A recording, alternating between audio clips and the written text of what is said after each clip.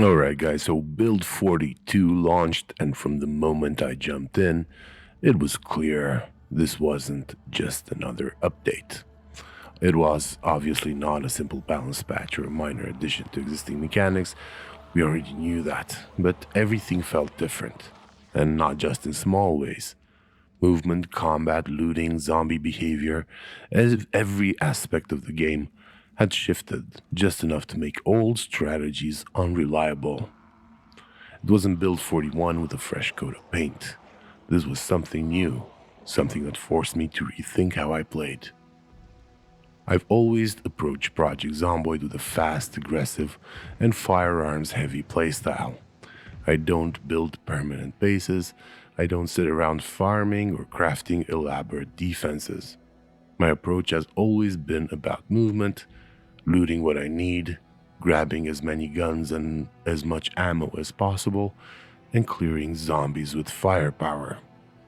It's high risk, high reward, but up until now, it had always worked. Right away, I noticed that Build 42 didn't let me play the way I used to. Guns were harder to find, ammo wasn't nearly as common, and shotguns, once the best tool for wiping out large hordes, felt dramatically weaker. Meanwhile, zombies seemed to be behaving differently, making it harder to funnel them into kill zones. And then there was one of the biggest frustrations, the building spawn mechanic. Even after clearing areas, zombies continued to spawn inside buildings, making looting a nightmare. No matter how many I killed, it felt like more kept appearing. But the more I played, the more I started seeing the patterns. It was a difficulty increase for sure. It was a nerf to firearms, but it was also a restructuring of how survival worked. The game wasn't just shutting down existing strategies, it was forcing players to evolve. Looting had to be smarter, shooting had to be more precise. The role of fire had increased. Vehicles, sirens, and building clearing strategies all needed to be rethought. I had to throw away my assumptions from Build 41 and start figuring out what worked in this new version. So that became the new challenge. Not just seeing if I could survive with firearms alone, but figuring out how to do it. Build 42 changed the rules of the game. Now it was time to learn how to play by them. I spawned in Rosewood, the town I always pick when I want a solid start. Normally, the routine is simple: get inside a house, loot some basic supplies, and move towards early gun locations. But right away, something felt different. The house I spawned in wasn't one I recognized. Build 42 had added new buildings, and this was one of them. It looked normal at first. Same basic furniture, same layout. But as I moved through the garage, I noticed something unexpected: a basement entrance. Basements are one of the new features in Build 42, and while they seem like a useful addition, I wasn't sure how practical they really were. They offer extra storage space, and I could see them being useful for noisy activities like crafting. The fact that they are enclosed means you won't attract zombies when you hammer away at something, I guess. But there's a catch. Basements only have one entrance. If zombies get in, there's no escape. It's easy to imagine getting trapped while looting, turning a promising basement into a coffin. This particular one was located inside my garage, which made it safer than an external basement entrance, but still felt risky. I took mental note of it but moved on. There were more important things to do. Before thinking of weapons, I needed basic survival supplies: food, water, medical items, and tools. All of these are critical early on. I looted my starting house, then moved on to a few nearby homes. Food and water were scarcer than I expected. In previous builds, I could count on finding a decent stash of non-perishable food, but now it felt like loot was lower than usual. Even on Apocalypse mode, which has always had reduced loot spawns, this felt a little different.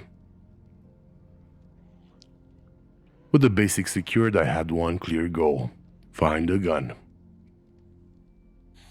The Rosewood Police Station used to be a reliable first stop in my firearms run.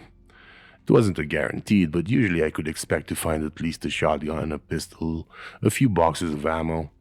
On top of that, its layout made it an easy target, fenced in with a relatively secure back entrance that allowed for stealthier looting. That didn't happen this time. Even before I got close, I knew something was off. There were way more zombies than usual. Normally, Apocalypse Mode spawns a manageable number of zombies early on, but this time, the area felt like 16x population settings, way more than I expected. Eventually, I found a moment to slip inside, but getting through the station wasn't easy. After luring some zombies away, I had to deal with more inside the building itself. In previous versions, once you've cleared the outside, getting into the gun locker was usually just a matter of finding the right zombie with a key. That wasn't the case anymore.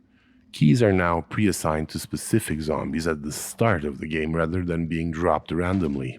That means if the zombie carrying the key wanders off, dies somewhere else, or despawns, you might never find it. In past runs, killing all the zombies inside almost always guaranteed the key drop. Now you're rolling the dice. I managed to get in eventually, but what I found was a joke. One box of rifle ammo, one box of handgun ammo, and no guns. That's it. No shotguns, no pistols, nothing. Even on low loot settings, police stations in Build 41 still had at least one gun. Now it's a gamble. I walked out the station with 2 boxes of ammo and nothing to shoot with. That was a problem. With the police station failing as a gun source, I needed another plan. The next logical step was the Rosewood Prison, a location that had always been high risk, high reward.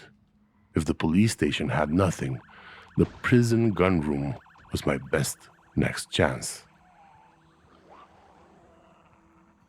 The Rosewood Prison has always been dangerous, but in Build 42 it feels nearly impossible to clear early on. I drove there in a fire department vehicle with a siren, hoping to use the old trick. Turn on the siren and let it run for a few in-game hours. Zombies should wander outside, clearing the prison interior. Sneak inside and loot the gun room. Well, that didn't happen. Even after hours of siren use, the prison was still full of zombies. Either the zombies inside hadn't reacted, or they had respawned while I was waiting. I tried moving in carefully, taking my time, but the second I got inside, I was immediately overwhelmed. I had no choice but to back out. Attempt 1 failed. On my second attempt, I changed the plan. This time, I let the siren run even longer. I avoided direct combat, just letting as many zombies leave as possible. After waiting for what felt like forever, I made my move. I actually made it into the gun room this time, but when I looted the lockers, I was shocked at how little there was.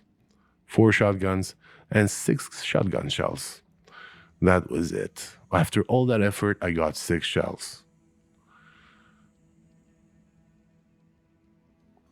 So the biggest problem with the prison in Build 42 is how zombie spawning works now. Zombies seem to spawn in waves inside buildings. Even after using sirens for hours, the prison was still packed, suggesting the new zombies were appearing inside over time. Or some zombies don't react to the noise like before. Even when most of them left the area, a ton still remain inside. And third, the loot isn't worth it anymore. Even if I had managed to clear the entire prison, 6 shells wouldn't have justified the effort. Between the police station's terrible loot and the prison's overwhelming zombie density, my usual early game strategy wasn't working anymore. The increased zombie population, the way loot is distributed, and the unpredictable of sirens made it clear that Build 42 completely changed how the early game plays out. I was already realizing that survival in Build 42 demands a different approach. But at this point, I still didn't know what that approach should be. Guns Unlimited is the new gun location added with Build 42. Guns Unlimited was supposed to be the jackpot. A massive new gun store with a shooting range, packed with display cases, storage rooms, and you name it. It looked like the ultimate destination for a firearms based survivor. But getting inside was one thing, surviving the experience was something else entirely. From the moment I approached, it was obvious that zombie presence around Guns Unlimited was overwhelming. It felt like the population density had been cranked up to 16x. I expected resistance, but the sheer number of zombies in the area made it clear that this wasn't going to be a quick in and out looting run. Unlike smaller gun stores and police stations, Guns Unlimited is massive, meaning it doesn't just attract zombies, it generates them. The first wave outside the building took days of careful maneuvering to clear. I tried the fire tactic, drawing zombies into controlled burns to thin them out. Even after multiple fire cycles, new zombies kept appearing, swarming the exterior entrances.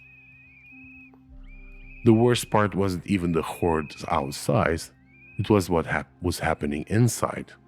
Even after leading huge number of zombies away, Guns Unlimited kept spawning fresh waves indoors. This wasn't obviously the regular respawn or migration. This was a deeper issue with how the game populates large structures. Even when an area outside is mostly clear, the interior keeps filling up. This made it almost impossible to secure the building. Every time I cleared the section, new zombies seemed to appear inside. I would find my way to the entrance only to find it full of zombies again minutes later. Even with sirens and lures and fires, new zombies spawned in rooms I had already cleared. It felt like the game was actively working against me, refusing to let me make progress.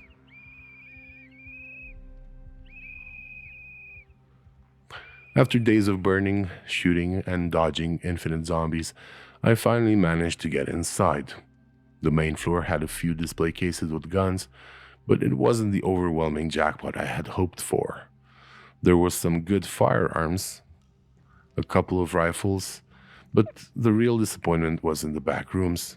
The military-style storage lockers were empty, ammo crates that should have been stocked. Most were missing, or I guess they're bugged still or something. The storage room had some weapons, but not enough to justify the battle it took to reach them. It felt like a work in progress, like the loot system hadn't fully caught up to the difficulty of clearing this place. Maybe later patches will improve the loot tables, but right now, Guns Unlimited is an absolute war zone, and the reward doesn't quite match the effort, but we're kind of forced to get them. Guns Unlimited is one of the hardest locations in Build 42 to clear solo, not because of the zombies outside, but because of how they keep appearing inside. It proves that the building spawn issue is a serious problem in high-value locations, making them almost impossible to fully secure. Would I go back? Maybe. With a coordinated plan, fire tactics, and multiple supply runs, it could be worth it. But for a single survivor relying on guns and mobility, it's brutal, a never-ending fight. That's before you even touch the loot. In Project Zomboid Build 42, firearm acquisition has undergone significant changes, requiring players to rethink their looting strategies. Traditional hotspots, such as police stations and prisons, have become more dangerous and offer fewer rewards, leading to a shift towards alternative locations. One of the newest additions in Build 42 is the military checkpoint south of the Louisville Airport. This location serves as a significant loot spot for military gear, including firearms and ammunition.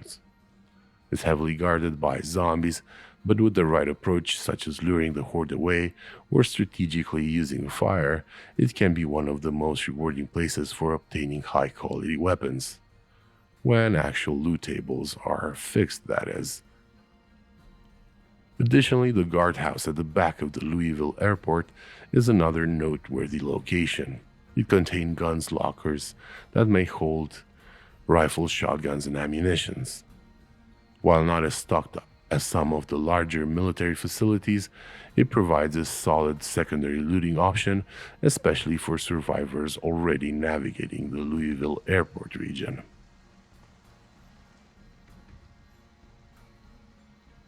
Gun ranges and gun stores, such as the Valley Station shooting range, continue to be excellent sources for weapons and ammunition. These locations typically house a variety of firearms and are generally less populated than military or police stations, making them a safer bet for looting. Military surplus stores such as the Jamie Tunn Army Surplus Store remain a stronghold for tactical gear, weapons, and ammunition.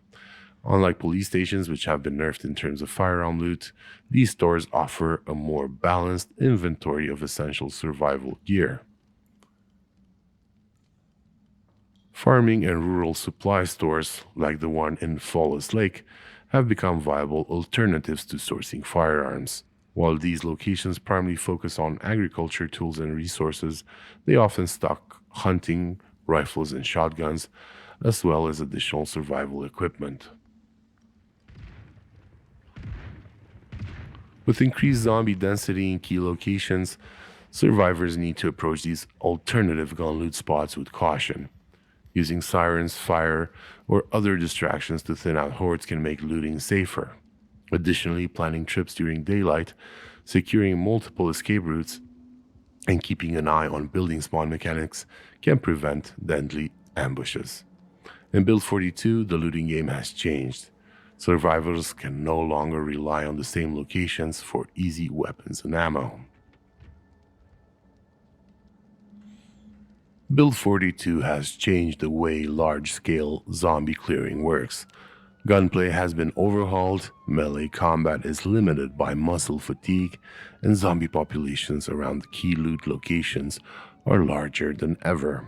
Traditional methods of clearing, whether through brute force with firearms or slow, methodical melee combat, are no longer sustainable on their own. Instead, fire and vehicle sirens have become the most reliable tools for managing overwhelming hordes, especially in high-value areas.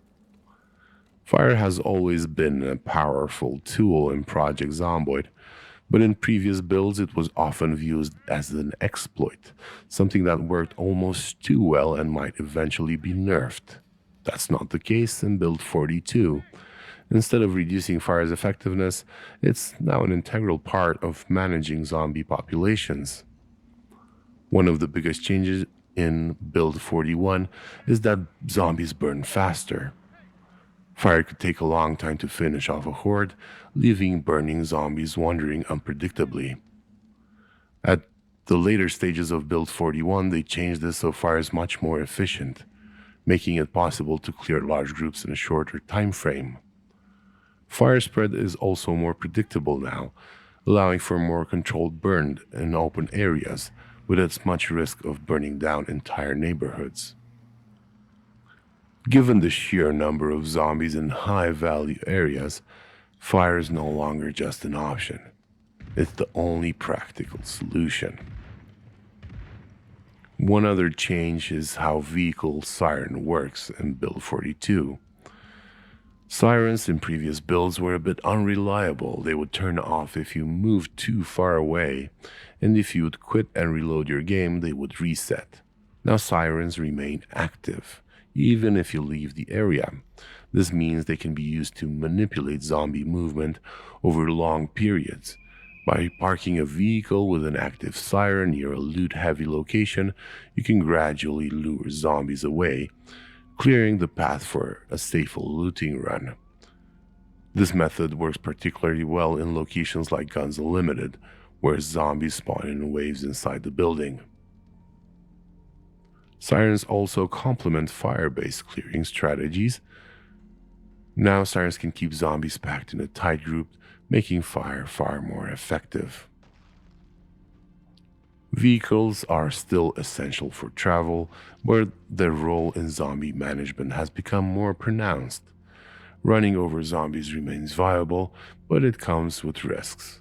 Vehicle durability has been adjusted, and hitting too many zombies will quickly damage key components. Tires also degrade pretty fast, making it hard to sustain long term vehicle use without maintenance. That being said, vehicles remain one of the best ways to control zombie movement. A well timed honk can shift zombies away from key locations, allowing for a quick and relatively safe looting run. You can also run over zombies, but be careful in tighter urban spaces. Getting a vehicle stuck between wrecks or crashing into obstacles can quickly turn a vehicle into a death trap. One of the biggest quality of life improvements in Build 41 for me is the ability to access the trunk of some cars from inside the car. This makes nomadic gameplay far more viable, allowing for quick inventory management without needing to step outside.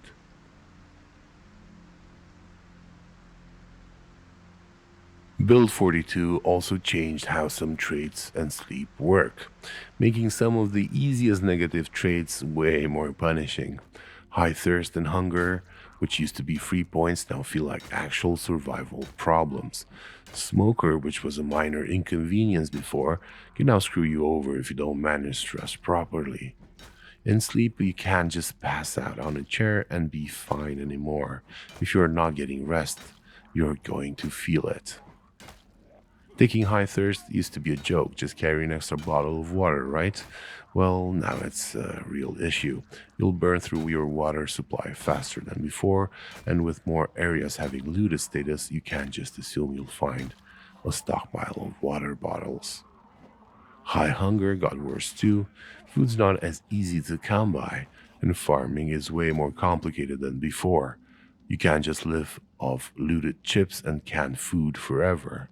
If you take this straight, you're basically signing up for a constant scavenging run just to keep yourself from starving. Smoker was one of the easiest negative traits to manage before, but now it's something you actually have to think about. If you go too long without a cigarette, stress builds up, and stress directly impacts shooting. Your aiming gets worse, reload speed suffers, and suddenly you're wasting ammo because your character is too jittery to land a shot. On top of that, cigarettes aren't as common as they used to be. You either have to loot every gas station and bar you find, or start carrying stacks of smokes like they're as important as ammo. Sleep used to be whatever. You could crash in a chair for a few hours and maybe wake up a little tired and go about your day. That's over. Sleepyhead means you need more sleep than before, which sucks if you're trying to stay on the move. If you don't get enough rest, you feel sluggish, and that makes everything worse. Combat looting reaction time is not just an annoyance anymore, it actually affects gameplay. Restless sleeper is even worse. Even if you manage to find a bed, you might wake up still tired, which means you're starting your day at a disadvantage. If you've ever tried fighting zombies while exhausted, you know how bad that can go. With all these changes, you can't just slap on negative traits for extra points and expect to get away with it. If you take high thirst, you better have a water plan. If you take smoker, you need a cigarette supply or you'll be shaking like a leaf in a firefight. And if you take bad sleep traits, you need to find a good bed, or you'll be running on fumes all the time. Bottom line is, Build 42 makes survival tougher by forcing you to think ahead even more. Every decision has consequences now. If you don't plan your sleep, your food, or your stress levels, you're going to feel it. So Build 42 overhauled crafting completely. There are entire new crafting professions like blacksmithing, pottery, stoneworking, and brewing. If you want to make a decent gear or even repair stuff properly, you need to specialize tools, workbenches, and the right setup. This means you can't just casually dabble in a craft anymore. If you want to get into metalworking, for example, you need an actual forge, proper tools, and a real commitment to leveling it up. It's a huge shift from previous builds where you could half-heartedly mess around with a skill and still get decent results. Now it's either go all in or don't bother. Resource scarcity makes this even more punishing. Loot isn't just lying around in every house anymore, and long term survival means figuring out how to get what you need without relying on looting forever. Farming has also changed completely. New crops like corn, peas, and garlic have been added, and they now have realistic growing times and vulnerabilities. If you plant without knowing what you're doing, your crops can die off before you even see a harvest. Pests, diseases, and the weather all affect growth now, meaning farming takes effort instead of just throwing seeds in the dirt and forgetting about them. Crafting in Build 42 feels like it's meant for long term survivors who settle down and specialize rather than people who move from town to town looting. That's fine, but it makes life harder for anyone playing a nomadic, combat heavy run. If you want to craft anything useful, you'll need to dedicate time.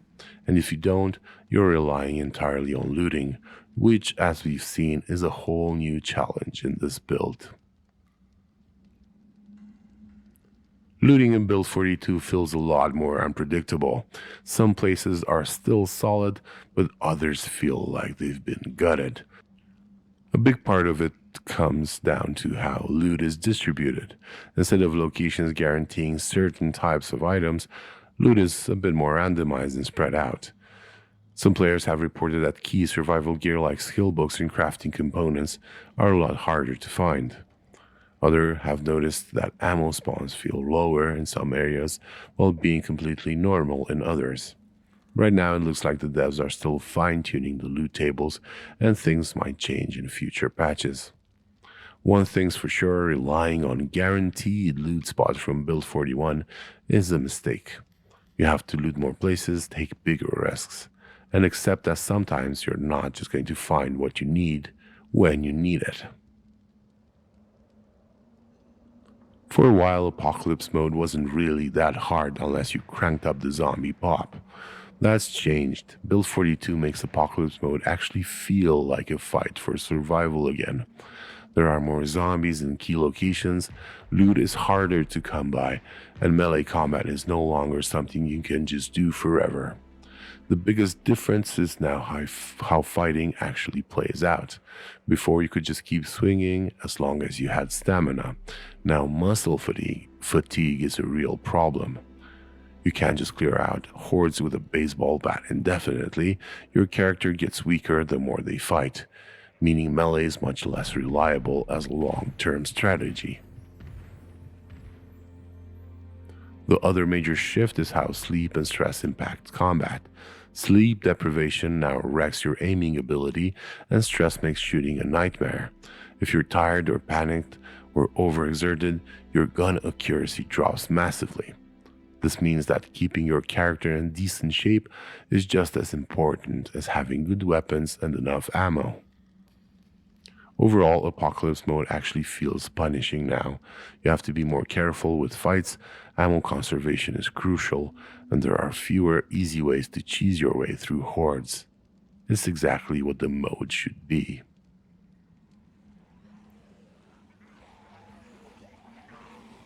Build 42 is a complete rework of how survival plays. It forces you to specialize, loot smarter, and actually think about resource management instead of just running from gun store to gun store. Some of these changes are frustrating, but overall it makes for a much more immersive experience. It's not the same game it was in Build 41. You can't just rely on old strategies and expect them to work. The players are being pushed by the devs to adapt, and that's a good thing. Even if some mechanics still feel a little rough, this update brings Project Zomboid closer than ever to being a true deep survival simulator. If you want to live, you have to plan ahead, manage resources, and accept that things won't always go your way. And honestly, that's what makes it fun.